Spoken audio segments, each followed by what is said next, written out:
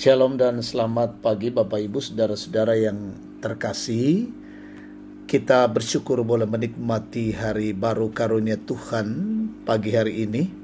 Mari kita bersyukur memuliakan Allah. Mari kita masuk dalam waktu teduh pagi. Kita akan mendengarkan sabda Tuhan dari 2 Samuel pasal 2 ayat 1 sampai 7. Di edisi Kamis 28 November 2024. Mari sebelum kita mendengarkan sabda Tuhan, kita berdoa. Bapa di sorga, kami bersyukur atas seizin-Mu kami menikmati hari baru. Pagi hari ini kami boleh menikmati suasana pagi yang indah dan bersyukur untuk penyertaan dan pemeliharaan Tuhan. Pagi ini kami rindu mendengar firman-Mu. Kami mohon Roh Kudus menolong kami, sehingga firman-Mu kami boleh pahami, boleh lakukan di tengah-tengah hidup ini. Berbicaralah Tuhan, sampaikan isi hati-Mu, ampuni dosa kami demi dan di dalam nama Tuhan Yesus kami berdoa. Amin. 2 Samuel pasal 2 ayat 1 sampai 7, Daud menjadi raja atas Yehuda. Beberapa waktu kemudian Daud meminta petunjuk kepada Tuhan. Haruskah aku pergi ke salah satu kota di Yehuda? Firman Tuhan kepadanya, pergilah. Lalu kata Daud, kemana aku harus pergi? Firman-Nya, ke Hebron. Lalu Daud pergi ke sana juga kedua istrinya, Ahinoam perempuan Yisrael dan Abigail, janda Nabal orang Karmel. Daud membawa orang-orang yang menyertai dia, masing-masing dengan keluarganya. Mereka menetap di kota-kota Hebron. Lalu orang-orang Yehuda datang dan mengurapi Daud di sana menjadi raja atas kaum Yehuda. Kemudian diberitahukanlah kepada Daud demikian, orang-orang Yabes Gilead telah menguburkan Saul. Daud lalu mengirim utusan kepada orang-orang Yabes Gilead dengan pesan, diberkatilah kamu oleh Tuhan, karena kamu telah menunjukkan kasih setiamu kepada Tuanmu Saul dengan menguburkannya. Sekarang kiranya Tuhan menunjukkan kasih dan setianya kepadamu. Aku pun akan melakukan kebaikan yang sama kepadamu, karena kamu telah melakukan hal itu. Kuatkanlah hatimu sekarang dan jadilah kesatria. Memang Tuanmu Saul sudah meninggal, tetapi aku telah diurapi oleh kaum Yehuda menjadi raja atas mereka. Amin. Mengandalkan petunjuk Tuhan, tema kita. Usat Tuhan Pak Patudunna Puang Matua.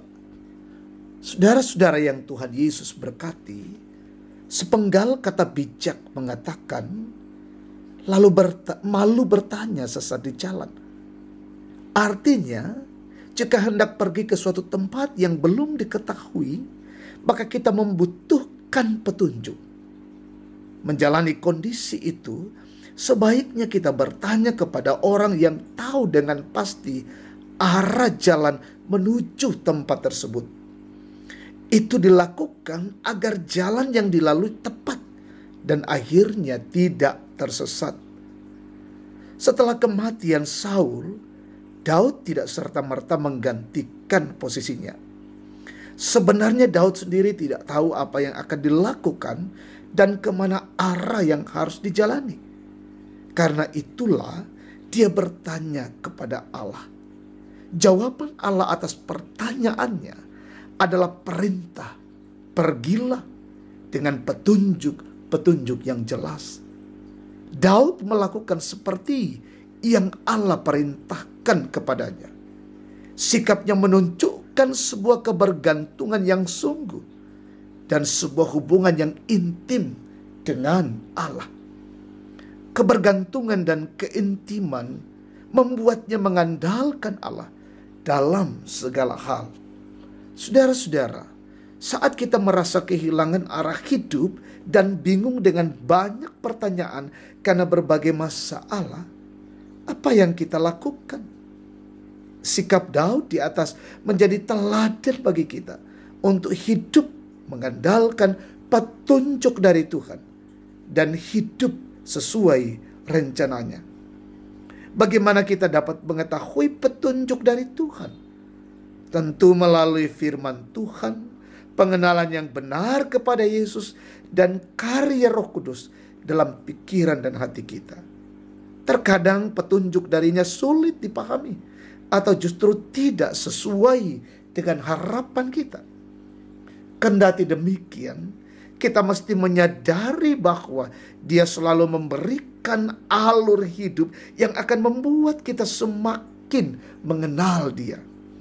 Dengan begitu, kita akan belajar memahami kehendak-Nya. Itulah petunjuknya, maka kita akan tiba pada kebaikan dan kedamaian. Amin. Mari kita tunduk kepala, kita bersyukur dalam doa.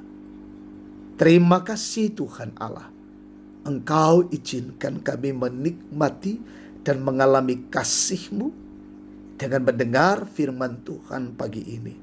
Meteraikan dalam hati, pikiran kami, sehingga sungguh-sungguh kami bergantung sepenuhnya pada Allah. Hidup kami terarah dan dikendalikan oleh petunjuk-petunjuk Tuhan. Mampukan kami ya Bapa untuk terus menjalani hidup ini dalam perlindungan-Mu. Siara hidup hari ini kami mau lanjutkan. Kami mohon pertolongan Tuhan, dijaga dan dilindungi melalui pekerjaan, usaha, pelayanan, aktivitas, perjalanan-perjalanan kami hari ini. Kami mohon lindungan kasih-Mu, berkati bangsa dan negara kami. Bersyukur bahwa kemarin boleh menjalani proses pemilu kada dan proses penghitungan berjalan terus. Kami percaya bahwa Tuhan akan memilih yang Tuhan panggil menjadi pelayan di setiap daerah-daerah dalam wilayah Republik Indonesia ini. Berkati wakil rakyat, aparat negara, dan penegak hukum. Berkati umat-Mu dimanapun yang sakit, sembuhkan, berduka hiburkan, lalai sadarkan. Anak-anak-Mu berkati dalam tumbuh kembang, dalam bangku sekolah, dalam bangku kuliah. Berkati mereka. Saudara-saudara yang mencari pekerjaan, karuniakan yang terbaik bagi mereka. Mendoakan anak-anak-Mu yang terus berjuang dalam jalani hidup. Tolong mereka ya Bapa. Orang tua kami, opa, oma, sehatkan. Bahkan yang berulang tahun hari ini, sempurnakan sukacita mereka. Tuntunlah hidup kami hari ini ya Bapa. Ini doa syukur kami.